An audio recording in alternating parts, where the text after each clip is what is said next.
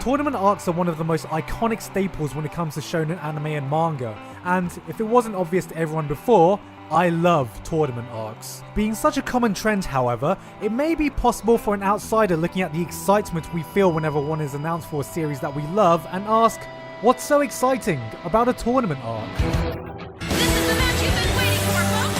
Who will make the first move? A clean hit! 1 point! Hell yeah! That's it! We're not finished. The winner by TKO is... It contains some of the hypest and well-loved instances to come out of anime, and as a story arc is a very simple and effective way to set up exciting moments. But while it's easy to set up, it's not always easy to pull off, and there are many things that can go wrong. Enter My Hero Academia. Being one of the hottest shonen anime to come out in recent times, My Hero Academia has taken shonen battle anime back to its roots, doing nothing revolutionary besides playing off the appeal and strengths of its genre, but refining everything to a glorious polished T. So it's no surprise that its latest attempt at a tournament arc just happens to be one of my favorite tournaments in recent times, as it does almost everything an arc like this should and does it brilliantly. So today, let's break down exactly how to pull off one of the most beloved tropes in this medium correctly. What makes a good tournament arc? All Might, I won't let you down. Before we get into how to do it correctly, we first need to break down why the concept of a tournament arc works so well in the first place. And this is the first thing to clear up. A tournament is a competition. Competition follows sport. The Super Bowl is a tournament arc. The World Cup is a tournament arc. Hell, the fucking Olympics is hundreds of simultaneous tournament arcs. Do people watching sporting events after hundreds of years suddenly go, yeah, I'm actually bored of the setup of these competitions? Of course not. At a core level, competition and tournaments are exciting for a spectator because you can weave in countless amounts of narratives into this structure in a very short time span. Heroes, villains, teamwork, friendships, rivalries, lineage, and of course the all-important underdog stories. Something that was basically built for the shonen battle genre, which is also why every sports anime is essentially just one massive tournament arc. Keep in mind that at its core, the highs and hypes of any tournament is something that many people experience, and pretty much anything can be turned into a competition if you're invested in the activity. So even if you don't give a fuck about sports, build up your investment in an activity and you can give a fuck about competition. So for the purpose of this video, when I say tournament, I mean a series of structured one-on-one matches. These could be a fighting match, cooking match, team sports match, even a match about drawing manga, but I will be excluding any free-for-alls and death tournaments as I feel those are something entirely different. With this in mind, let's take a look at how the structure of a tournament can play to shonen anime's best strengths if done correctly. Pre-tournament competition is the contest that happens just before the actual main tournament. Think of the first Chunin exams or the earlier Hunter exams, and in Academia's case, it's the first 2 games of the sports festival. While not exactly part of the tournament and not present in every tournament arc, I believe it can be a very useful tool for setting up the pieces needed to make the main event shine. The advantage of having a pre-tournament competition is that it can help you to set up the stakes for the main event, introduce a bunch of new characters, ground the power levels of each character, and build up hype and anticipation.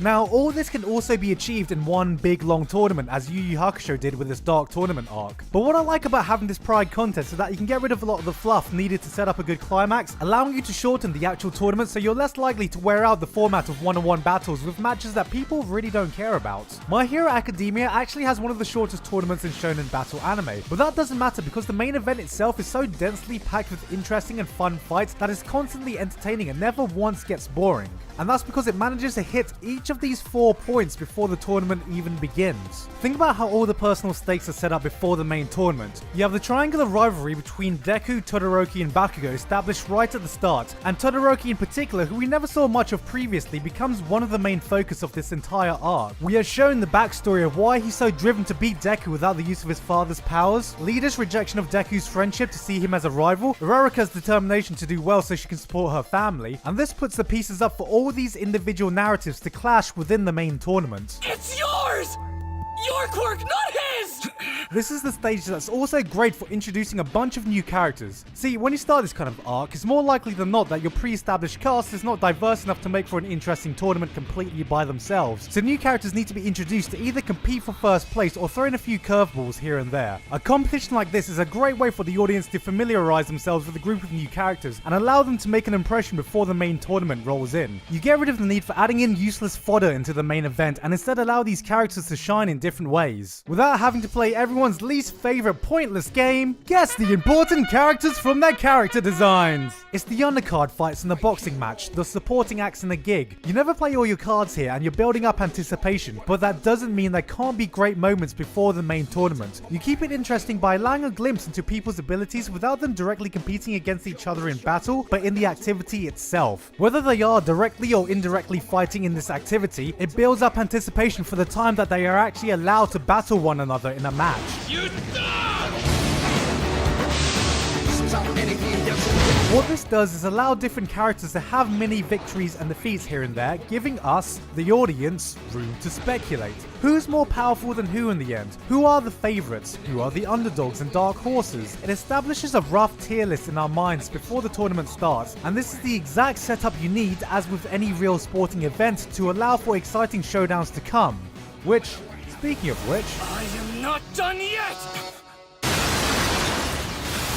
at the end of the day, a tournament is just a format, but as a format, it allows you to do many things in a short period of time, have lots of consecutive battles at once, get the opportunity to see a lot of interesting matchups, and weaving in many individual narratives into one place. But where most tournament arcs fail to stand out is by only trying to acknowledge the first point, having many consecutive battles in a short time and thinking that that will be enough to keep the audience engaged. Action without meaning gets boring fast, and much like fight scenes, tournaments are about the psychology, telling a story through the combats, the individual ideals, reasons for fighting, and general mindsets are all good things writers will flesh out and make instantly recognizable once the tournament gets rolling. The worst tournament arcs will pit characters against each other in hopes that the action will distract from the mediocre writing, and even some of the best are littered with constant interruptions or pussy out of having a proper winner. Like every tournament arc is destined to suddenly get a huge bout of anxiety in trying to keep the audience's attention and prematurely just ejaculates the next story arc. So I'm glad to say that ironically, one thing that makes Academia's take stand out is that it's a tournament arc with minimal interruptions and an actual winner in the end. Hold on, I don't think you quite heard me correctly, so let me just try saying that again.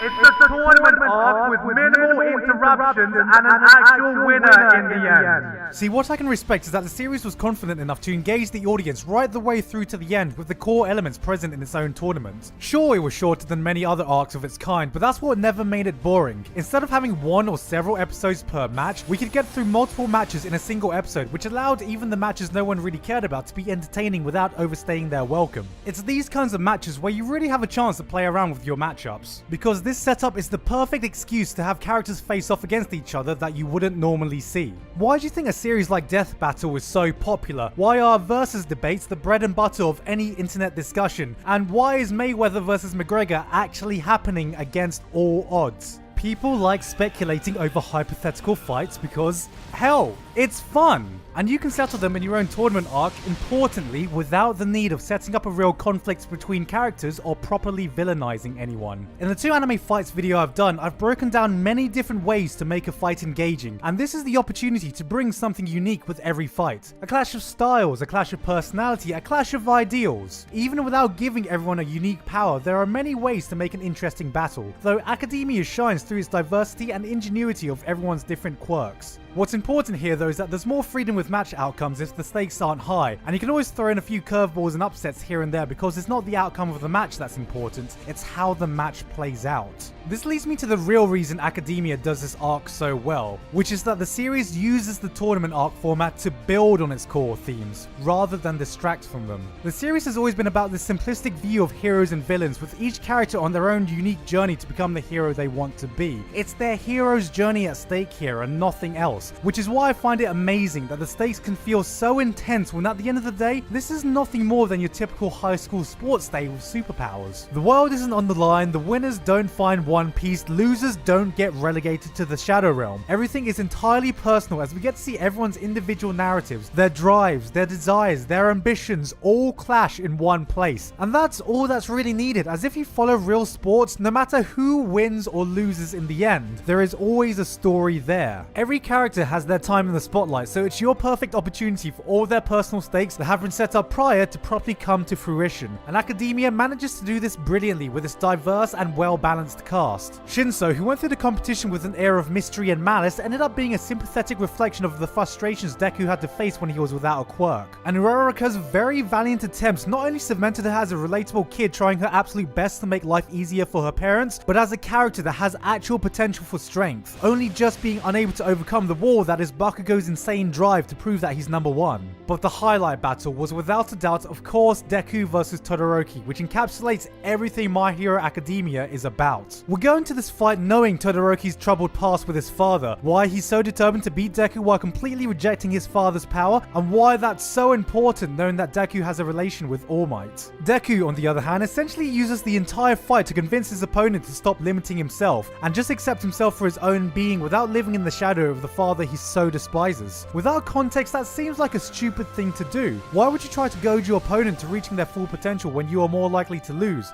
Which he does. But while Deku doesn't win technically, he succeeds in saving Todoroki from his own personal conflict, possibly setting him on the right path, and this is exactly in line with Deku's own hero's journey and everything that he stands for. He wants to be a superhero, a beacon of justice, and a hero isn't just a hero because they graduate from hero school or get picked up by hero organizations, but it's their actions that define the hero they want to be. From the beginning, the fight was never about who won or lost, but every punch thrown, every bone broken, every clash felt incredibly heavy, as what we are really seeing is the crash of two people's life voyage and their own values of being a hero. This goes for almost every major fight in the tournament, which goes back to what I said before. The series uses the tournament arc to build on its own themes, not distract from them. And that is what makes this fight feel so goddamn epic. It's the reason why people will remember this fight for years to come, why Rock Lee vs Gaara stunned us as kids, why Gon vs Hisoka became a modern classic, and why Yusuke vs Toguro set precedents for all tournament arcs to come. It wasn't the tournament itself, but it was what the fights represented. I'm going to win this!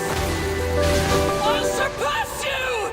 You look at any real sporting event and you see people crying, emotional, tears of despair and joy, when objectively you could say, cheer up, it's just a game, it's just a medal, it's just a piece of metal. But it isn't. It's years of your life practicing, it's your ambitions, your hopes and dreams, and though you may try again next year or in 4 years, right then and there you are caught in the moment and it feels like the world to you. And it's this feeling, this wave of emotion that My Hero Academia captures so brilliantly in its own fictional sporting event. Because once again, this series continues to play to all of Shonen's most beloved tropes absolutely right. At the end of the day, a tournament arc is just a format, a very effective format of bringing out some of the best and most exciting moments achievable in the shonen genre within such a compact time frame. But like everything else, it requires the same amount of thought and preparation to make it truly shine as with any other kind of narrative arc. Done wrong and it's just another generic excuse for bland action, but done right and it's an explosion of every possible reason you could have to be a shonen anime fan. Endless action, heroes, villains, rivalries, epic showdowns, hype that will blast you off the edge of your seat, excitement that brings you back to your childlike innocence, enough adrenaline pumping through your veins to get you through a marathon, and moments that will drop your jaw right down to the floor. Why do I love tournament arcs? Why don't I love tournament arcs?